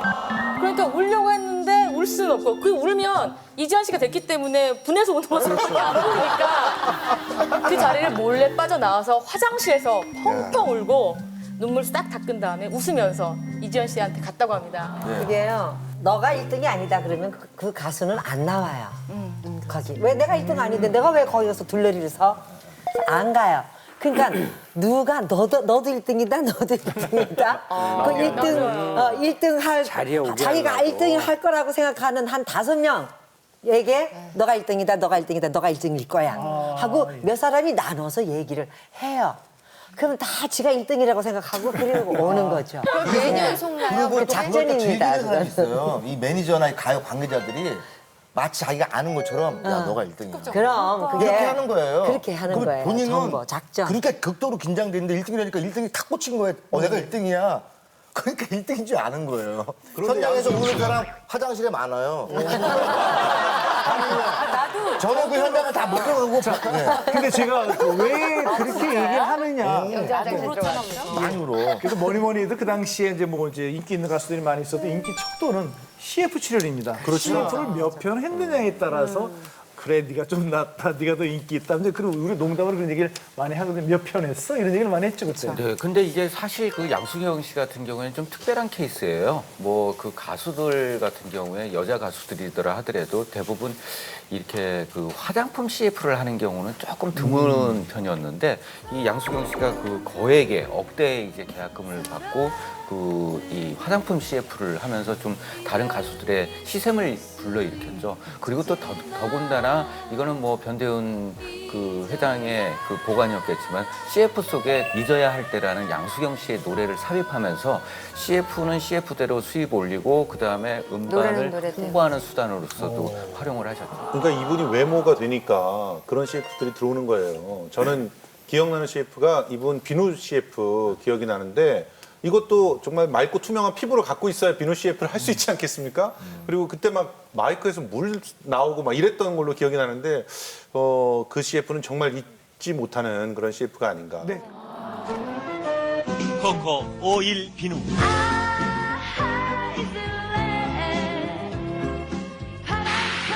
샤워와 동시에 피부 깊숙이 영양을.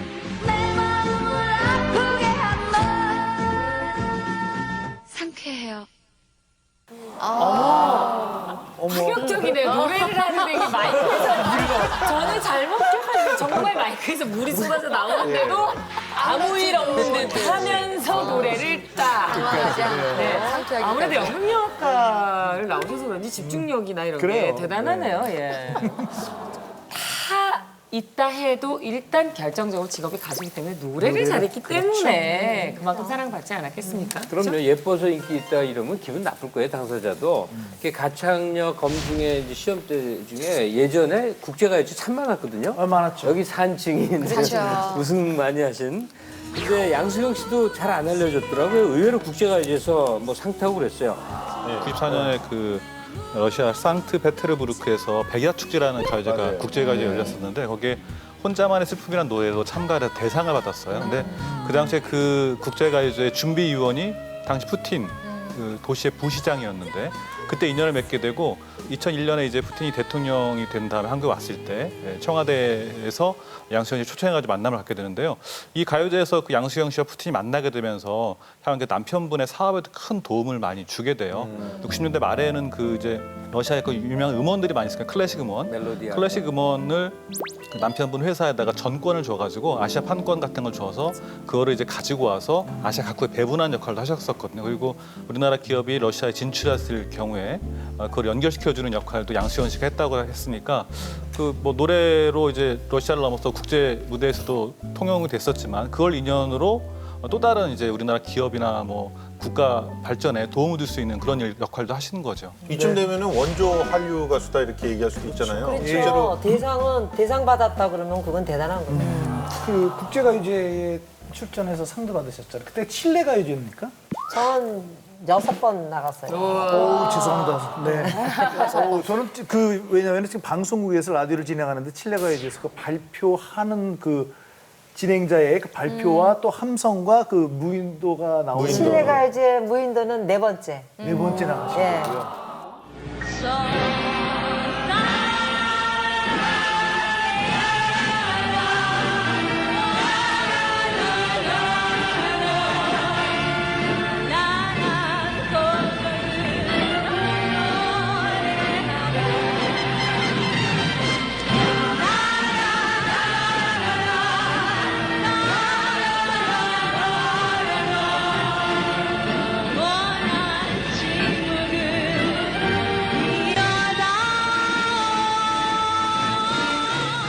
그러니까 71번, 71 그리스, 72 일본, 75 칠레. 네. 네, 그러니까는 네 번째가 이제 무인도로. 소방차도 뭐 국제가요제 나간 거에서 지금 들어오셔도 돼요. 네, 지금 얘기할 때. 있었어요? 네. 후쿠오카 가요제 나가서 인기상 받았어요. 가창력으로. 믿습니다.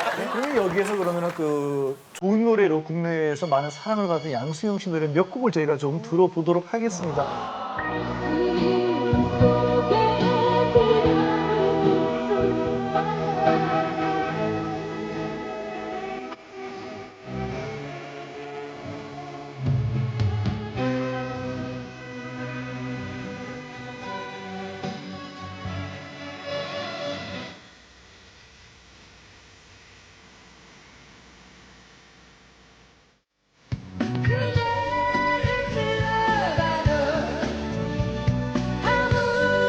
대답이 없네. 그대를 불러봐도 아무런 소용이 없네.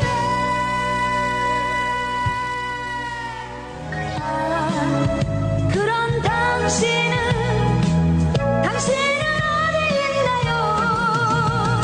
마음대로 왔다가 마음대로 그렇게 가시나요? 말해봐요 말해봐요 사랑이 죄인가요? 양수경 씨는 남자 가수 겸 작곡가인데 곡을 받으면 대박 난다. 네. 맞아요. 이런 어떤 속설 같은 게 좀 생긴 것 같아요. 네. 자, 그럼 또 양수경 씨 가수 인생에서 또 빼놓을 수 없는 남자가 또 한 분 있어요.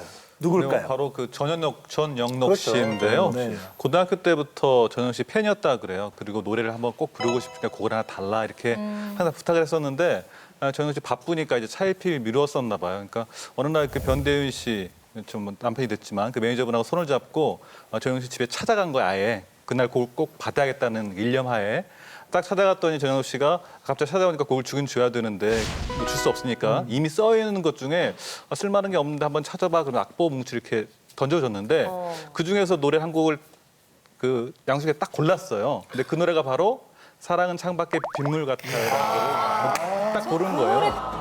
그런 시간 문득 그대 떠오를 때면 이 마음은 아파올 거야. 그 누구나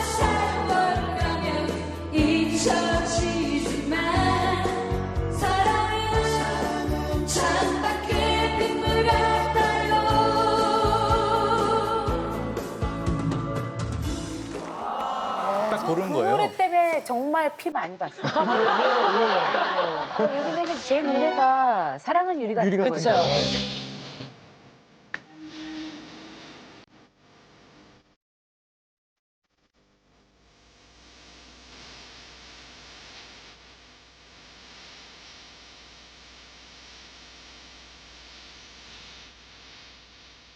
원주희 씨 반가워요. 너무 좋아요. 저 그 노래 너무 좋아요. 사랑은 창밖에 밤 눈물 같아요. 그럼 제가 팬들이 기억을 그렇게 하시는군요. 네, 저는 예. 사랑은 유리 같은 건데요. 그러면 아야 어쨌든 그 노래 때문에 정말 제 노래를 제 입으로 막 얘기하면서 다니면서 그런 경우가 많이 있었어요. 네, 그 노래는 그때 전영록 씨가 곡을 줬잖아요. 그러고 나니까 또 터지는 게 있죠. 열애설. 맞아요. 스캔들 터지죠. 네, 스캔들 터지죠. 또 굉장히 또 이렇게 저희가 봤을 때 조화가 딱 잘 맞으면서 사귀면 좋겠다는 생각이 들 정도로 참 어울리잖아요. 그래서 제가 사실 예전에 전영록 씨한테 들었던 기억이 있었지만 이 녹화를 위해서 어제 밤에 통화를 좀 했어요. 전영록 씨랑요? 예. 네, 그래서 그때 당시 열애설 났을 때 어떤 기분이셨냐 그랬더니 아무 감각이 없었대요. 왜냐하면은 내가 여가수한테 노래를 주거나 혹은 김희애 씨의 나를 잊지 말아요 때는 코러스도 했었잖아요. 그렇죠. 그렇게만 되면 다 사귄다라고 얘기를 하고 사귄다고 기사가 또 열애설 뜨니까 그게 무슨 일인가 싶어서 그냥 무시했다라는 거예요. 그만큼 아무 관계가 아니었다는 거죠. 그러니까 제작자인 변대윤 씨 혹은 이지연 씨에게 줄 때는 유현상 씨와의 친분 이런 게 먼저 선행이 됐었고 그러고 나서 가수를 만났고 그러고 나서 노래를 주고 나니까 히트를 치고 대중들은 사귀는 거 아니야? 하면서 열애설이 났고 근데 본인은 아니다 보니까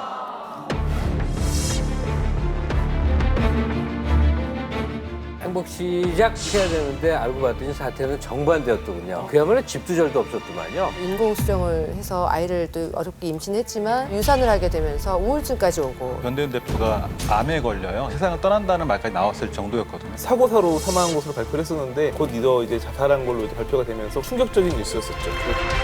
지금도 그렇지만 그때는 정말 여가수한테 열애설이 너무너무 치명적이어서 치명적이죠. 그래서 빨리 이렇게 결혼 발표를 하신 건가요? 김대기 님. 아무래도 좀 그런 수습하겠다는 생각이 있었던 것 같아요. 양수경 씨에 대해서 계속적으로 이제 스캔들이나 아니면 이런 이야기들이 흘러나온다는 것은 그만큼 대중적인 관심들이 많아졌고 그다음에 또 이제 포인트가 바로 양수경 씨가 누구를 선택할 것이냐 이런 거에 대해서 계속적으로 이제 관심을 불러일으키기 때문에 결국은 서로 사랑하던 이 변대훈 씨와의 사랑을 먼저 이제 알리게 되는 계기가 되지 않았나 싶습니다. 그럼 여기서 그 변대윤 대표님은 어떤 분인지 저희가 또 한번 짚고 넘어가야겠죠. 90년대 이제 가요계가 연예계 중심이 돼가지고 밀리언세례가 엄청 쏟아지던 그 시대에 가요계 가장 중심에 서 있던 인물이었으니까 90년 내노라는 가수들 서태지부터 시작해가지고 룰라 조피디 이런 가수들을 직접 발굴해가지고 키웠고 꼭 그 회사 소속이 아니라고 할지라도 굉장히 투자나 이런 걸 통해 가지고 가요계의 가장 중심이었던 그런 인물이었고, 그러니까 정말 조그만하게 시작해가지고 연예계의 가장 중심이 됐던 인물이고 동생인 변차석지, 변종훈 씨도 다 연예계에서 대표를 할 만큼 가족 자체가 다 연예계의 중심이 된 그런 인물이죠. 많은 사람에게 사랑을 받았던 양수경 씨가 이제 한 남자를 택하게 되는데 바로 이제 소속사 대표였던 변대훈 대표랑 이제 결혼을 하게 되는 거죠. 두 사람이 처음 만난 거는 양수현 씨가 22살 때였는데요. 그 후로부터 약 10년 동안은 사실 아는 관계처럼 지냈다 그래요. 근데 이제 처음에 만났을 때 변대훈 대표는 양수현 씨 약간 건방지다 이렇게 생각을 했었다 그러고 또 양수영 씨는 변대훈 대표가 약간 초라해 보이고 약간 체구 때문에 그런지 또 그렇게 생각했다 그래서 매니저와 이제 가수로만 지내다가 90년대 초반에 그 변대훈 대표가 암에 걸려요. 임파선 암에 걸리셨는데 그 병원에도 굉장히 이게 심해져가지고 그때 그 세상을 떠난다는 말까지 나왔을 정도였거든요. 그러니까 회사 사람들이 한두 명 떠나게 되고 회사 사장이 CEO 리스크가 생기니까 병 차도도 보이지 않고 있는데 그 옆에 양수현 씨가 의리를 계속 지킨 거예요. 평소와 다르게 병상을 지키면서 오랫동안 있는 모습을 보고 변대훈 씨가 새삼 양수영 씨의 그 내면을 또 다시 보게 되고 그러면서 두 사람이 자연스럽게 사랑에 빠지게 됩니다. 근데 양수경 씨가 이제 마음이 여리고 굉장히 착하고 심성이 곱다 보니까 몇 달 동안 계속 결혼을 하자고 조르고 이러니까 그냥 말미에 부모님이 허락하면 생각해 볼게요라고까지 얻어낸 거예요. 지금 거의 본인의 마음을 저 정도로 흔들어 놨는데 내가 그거 못하겠냐 싶은 마음으로 그 양수경 씨의 부모님 집을 거의 자기 집처럼 드나들면서 결국은 그렇게 해서 이제 양수경 씨의 결혼 승낙을 받게 되는 거죠. 그래서 저는 그런 얘기를 듣고 와 이제 뭘 모르잖아요. 근데 뭐 어우 정말 대단한 회사의 대표랑 결혼한대. 그래서 이야 정말 시집 잘 가네 이렇게 생각을 했는데 뭐 나중에 들어보니까 그 당시가 이렇게 뭐 굉장히 넉넉한 상황은 아니었다고 그래서 아 순애보적인 사랑이었구나 그걸 뒤에 알았어요. 행복 시작해야 되는데 알고 봤더니 사태는 정반대였더군요. 그 양수경 씨 인생에서 시작할 때부터 그렇게 안 좋았었던 거예요. 시작할 때부터요? 결혼할 때 그게 IMF 그 언저인데 그렇죠. IMF 때였죠. 회사가 완전 거덜이 난 상황이었대요. 그러니까 굉장히 끔찍한 상황인데 이게 결혼 발표가 이미 있었기 때문에 그냥 강행을 한 거랍니다. 아니면 결혼할 수 있는 상황이 아니었대요. 그러니까 결혼식 한 게 98년 1월 9일이니까 IMF가 97년 12월 그 전후로 해서 고전해서 쭉 진행되는 상황 아니에요. 그러니까 둘이 그야말로 집도 절도 없었더만요. 마포에서 아주 초라한 결혼식을 하는데 예물 이런 거 준비도 못하고 살 곳이 없어서 신갈. 하여튼 거기서 신접살림 차렸는데 양수경 씨가 좁은 동네에서 다 얼굴 알아보니까 정말 문 밖에 나가기도 힘든 상황이 됐고 또 변 대표는 변 대표대로 일부러 오려면 왔다 갔다로 시간 다 깨지고 그래갖고 1년 만에 서울로 옮긴다는 게 친구네가 어디 외국 나가면서 빈집 거기 들어와서 신혼살림을 했다. 그러니까 왜 가난한 날의 행복 딱 그 스토리거든요. 굉장히 어렵게 시작을 했어요. 지금 놀래고 계신 것 같아요. 모르셨어요? 저는 지금 전혀 몰랐죠.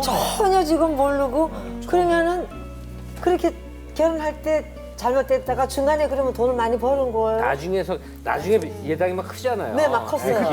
기획물하고. 그러니까 네, 네. 초기에 결혼했을 때는 거기서 결정적으로 변 대표가 건강이 이렇게 안 좋았다는 거예요. 네. 그러니까 망한 회사의 대표랑 결혼한 거예요. 근데 다시 그게 살아난 거죠. 그렇죠. 그럼 살아났으면 계속 살아났어야지 되는데 그게 다시 잘못된 거예요.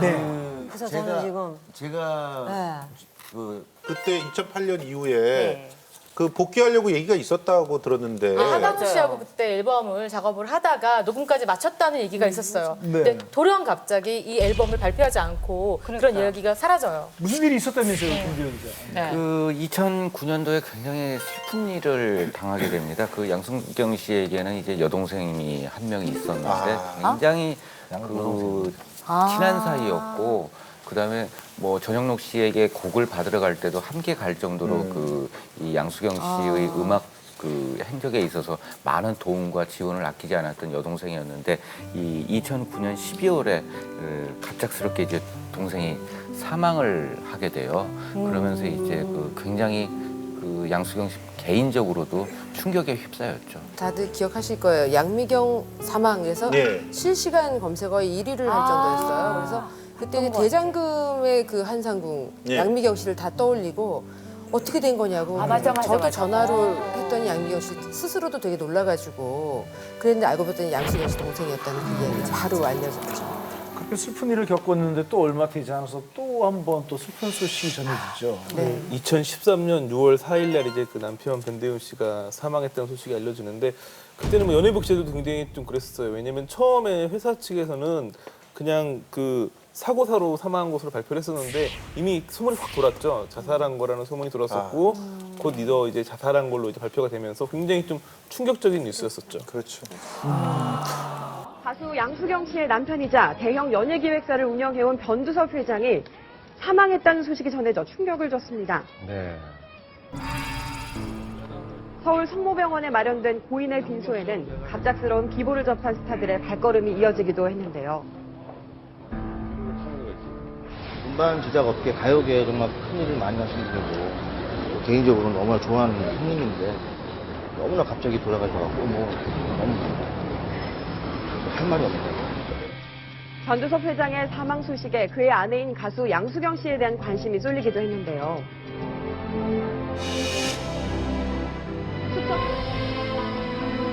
고 변두섭 회장은 경기도 광주의 한 추모공원에 안치돼 영원한 안식에 들어갔습니다. 누구 누구보다 양수경 씨 본인의 그 고통과 상처가 가장 컸을 것 같아요. 예. 그 양수경 씨 같은 경우에는 한국과 이제 그 주로 이제 하와이 쪽에서 머무셨거든요. 그래서 이제 자녀 교육이나 이런 부분 때문에 하와이에 가 있었는데 이 변대훈 씨도 그 국내 사업을 안 할 때는 하와이에 함께 그 가족들과 함께 지내곤 했어요. 근데 이제 양수경 씨가 먼저 한국에 나와 있었던 상황이고 이 변대훈 씨 같은 경우에는 이 건강 상태가 그리 좋지 못했었습니다. 그래서 임파선 암 수술과 함께 또 간암 수술까지 한번 그 더 받았었는데 이 건강이 안 좋기 때문에 술도 안 드시고 하면서 이제 하와이에서 그 좀 요양차 가 있다가 한국에 들어온 지 4일 만에 이제 그 남편의 사망 소식을 양수경 씨가 접하게 되죠. 그래서 저도 역시 그 장례식장에서 지켜봤는데 그 양수경 씨가 목 놓아서 그 검은 상복을 입고서 흐느끼는 장면을 보면서 굉장히 가슴이 안타까웠습니다. 그 변대현 씨 돌아가시기 한 2주 전부터 제가 갑자기 양수경 씨하고 통화를 자주 하게 됐어요. 하와이에 있을 때도 그렇고 서울에서도 내가 갑자기 이렇게 궁금해서 전화를 하다가 서울에서 만나자 그럴 때 또 떼놓치고 전화했더니 하와이 있다 그러고 이게 왔다 갔다 하다가 마지막에 다음 주에 보자 그러고 대윤이 형이랑 같이 보자 그러고 그래서 그 비부를 제가 듣죠. 그래서 그 장례식장에 갔더니 수경이가 저를 막 때리면서 좀 더 일찍 오지. 그런 게 너무 가슴이 아프더라고요. 그때. 한 정말 5일만 먼저 만났어도 세상이 바뀌는 거잖아. 저 만남으로써 또 다른 일이 생기면서 이렇게 그런 막연한 이제 기대감이 생기면서 이미 돌아가셨으니까. 네, 어쨌든 그래서 너무 화가 났다고. 뭐 네. 그 후에 양수경 씨가 그래서 이제 회사 경영에도 좀 이렇게 참여를 한다 하는 그런 소식이 좀 들렸거든요. 어떤가요, 지금요? 양수경 씨가 남편의 회사를 이제 이어받아서 경영을 하겠다라고 알려졌었는데 양수경 씨가 사실은 주식을 갖고 있지가 않았어요. 그렇기 때문에 그냥 그건 그 회사 측에서는 양수경 씨가 주식 방어 차원에서 그렇게 얘기한 것이지 실질적으로 그런 권한도 그런 힘도 없었다 이렇게 나중에 알려졌죠. 사실 이제 그 회사를 운영할 때 뭐 그 횡령 이런 얘기가 나오고 그랬었는데요. 그게 이제 뭐 개인적인 이런 게 전혀 아니었고 회사를 운영하다가 자금이 이제 안 돌아가니까 주식을 이제 어떻게 하다가 이제 꼬인 걸로 이렇게 나중에 드러났거든요. 그리고 그 예당이라는 이름이 연예계에 남긴 그 의미가 굉장히 많아서요. 지금 그 이름 그대로 지금 동생분이 운영을 하고 있어요. 예당 컴퍼니라는 이름으로 형님이 그 쌓은 그 연예계 이런 여러 가지 흔적들을 남기기 위해서 똑같은 이름으로 회사를 운영을 하고 그 회사 조금씩 커지고 있습니다. 지금 지금 조용히 있지만 예전보다 훨씬 더 회사가 탄탄해지고 있어서 조만간 또 다른 이름으로 예당이 등장할 것 같습니다.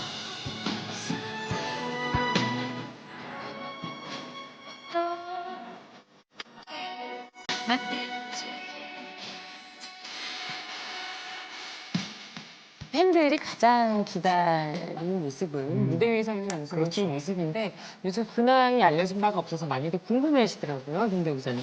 그래서 그 이 변대훈 씨의 전처 사이에서 난 딸이 그 얼마 전에 결혼을 했습니다. 그래서 이 자리에 과연 양수경 씨가 이제 얼굴을 내비칠까 그 궁금해했는데 아무래도 또 그 시선의 부담 때문에 참석은 하지 않았었어요. 그래서 아직까지는 알려지지 않았고 지금 현재는 그 미국에 머물면서 그 자녀 교육에 힘쓰고 있는 것으로 전해지고 있습니다.